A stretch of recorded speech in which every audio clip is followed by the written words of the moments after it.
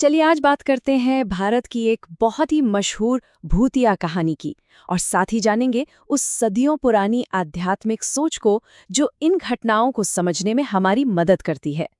तो होता क्या है जब एक खौफनाक सच्ची भूतिया कहानी का सामना होता है हमारे सदियों पुराने आध्यात्मिक ज्ञान से? आज हम इसी कनेक्शन को समझने की कोशिश करेंगे। तो हमारी कहानी हमें ले चलती है मेरठ के जीपी ब्लॉक में। ये ब्रिटिश दौर की कुछ पुरानी वीरान इमारतें हैं जो आज भारत की सबसे डरावनी जगहों में से एक मानी जाती हैं। इस कहानी के जो मेन कैरेक्टर हैं उनका नाम है संजय सिंह। उन्होंने अभी अभी यहाँ सिक्योरिटी गार्ड की नौकरी शुरू की है और उन्हें इस जगह की कहानियों के बारे में बिल्कुल भी अंदाजा नहीं है। तो उस रात हुआ क्या? देखिए, इसकी शुरुआत हुई एक बहुत ही अजीब चीज से जो सबसे पहले संजय की माँ ने देखी। संजय अपनी ड्यूटी के लिए निकल ही रहे थे कि तभी उनकी माँ ने देखा कि एक लाल साड़ी पहनी औरत उस खंडहर जैसी इमारत में भागकर चली गई। अब संजय को तो जाकर देखना ही था कि आखिर माजरा क्या है। और जैसे ही उन्होंने अंदर कदम रखा, जो पहली चीज महसूस हुई वो थी एक अजीब, हाड़ कंपा देने वाली ठंड। सोचिए, बाहर चिलचिलाती गर्मी और अंदर बिल्कुल अलग ही दुनिया। जब वो दूसरी मंजिल पर पहुंचे तो उन्होंने देखा कि वहां 4 आदमी बैठे हैं, पुरानी ब्रिटिश आर्मी की वर्दी में, आराम से शराब पी रहे हैं, हंस रहे हैं। संजय को लगा कि ये कोई घुसपैठिए हैं, लेकिन जब उन्होंने उनमें से एक को अपनी लाठी से मारने की कोशिश की तो जो हुआ वो होश उड़ा देने वाला था। लाठी सीधे उसके शरीर के आर पार हो गई और तभी संजय ने उनके चेहरे देखे, बुरी तरह गले हुए, बिना आंखों के। वो बुरी तरह डर कर वहां से भागे।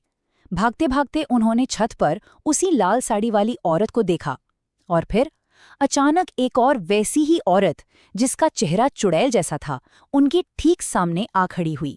उसने संजय को इतनी जोर से धक्का दिया कि उनकी छाती पर एक जलते हुए हाथ का निशान छप गया और फिर कानों में एक आवाज गूंजी, एक आखिरी खौफनाक चेतावनी।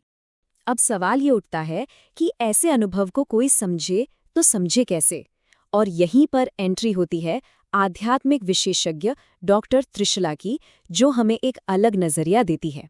देखिए, डॉक्टर त्रिशला का कहना है कि जीपी ब्लॉक जैसी जगहें या फिर निधि वन जैसे पवित्र स्थान, ये सब एनर्जी जोन यानी ऊर्जा क्षेत्र होते हैं। मतलब यहाँ की अपनी एक अलग ही शक्तिशाली ऊर्जा होती है जिसके अपने नियम कायदे होते हैं।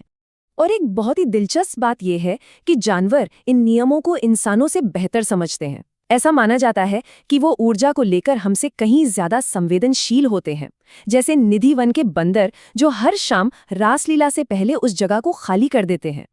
तो अब ये जो पूरा सिस्टम है, ये हमें काला जादू और अपनी आध्यात्मिक सुरक्षा जैसी बातों तक ले आता है। तो वशीकरण ये एक तरह का जबरदस्ती का जादू माना जाता है और कहते हैं कि इसे करने के कई तरीके हैं। किसी के बाल, नाखून जैसी पर्सनल चीज़ों से, या फिर खाने पीने की चीज़ों में कुछ मिलाकर, और यहाँ तक कि किसी आत्मा को भेजकर भी किसी इंसान को कंट्रोल किया जा सकता है। तो फिर ऐसी नेगेटिव एनर्जी से बचा कैसे जाए? इसका जवाब है हमारा अपना आभा मंडल, यानी हमारा ऑरा। ये एक तरह की आध्यात्मिक ढाल की तरह काम करता है। और इस ऑरा को मजबूत कैसे करें? परंपराओं के हिसाब से हमारी रोज की छोटी छोटी आदतें ही इसे मजबूत करती हैं, जैसे खाने से पहले नहाना, सूरज को जल चढ़ाना या फिर रात को बाल ना बनाना। ये वो चीजें हैं जिन्हें हम आज शायद भूल गए हैं, लेकिन माना जाता है कि ये हमारे ऑरा को प्रोटेक्ट करती हैं। तो ये सब हमें एक बहुत ही अहम सवाल पर लाकर खड़ा कर देता है। ये जो खौफनाक कहानियां हैं और इन्हें समझाने के लिए जो ये पूरा सिस्टम बना है, ये दोनों आपस में कैसे जुड़े हैं? इस पर डॉक्टर त्रिशला का एक बहुत ही बड़ा दावा है। वो कहती है, विज्ञान अभी भी बहुत पीछे है, हम बहुत आगे हैं। मतलब वो मानती हैं कि हमारे पुराने आध्यात्मिक ज्ञान में वो बातें हैं जहां तक साइंस आज भी नहीं पहुंच पाया है।